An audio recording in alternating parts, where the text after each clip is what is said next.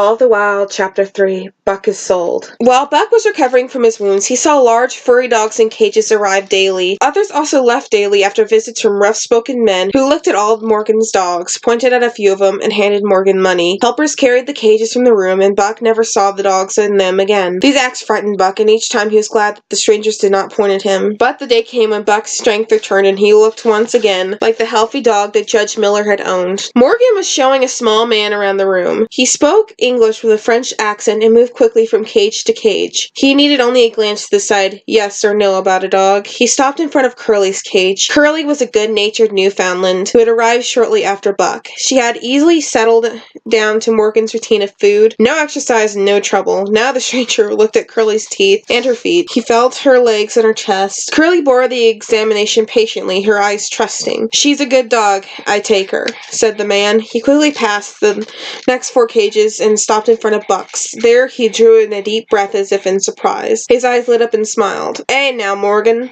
said the stranger.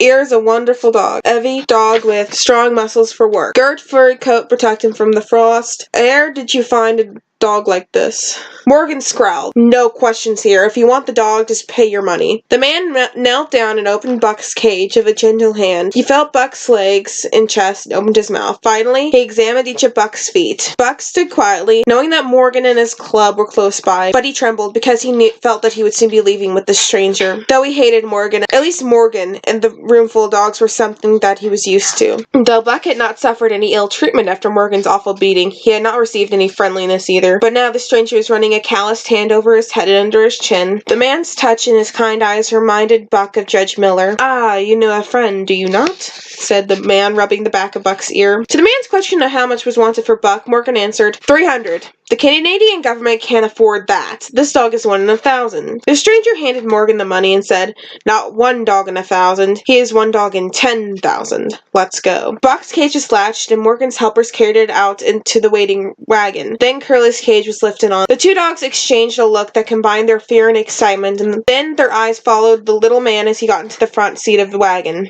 The 2 dogs never looked back. That part of their lives was over. They were only concerned about the future.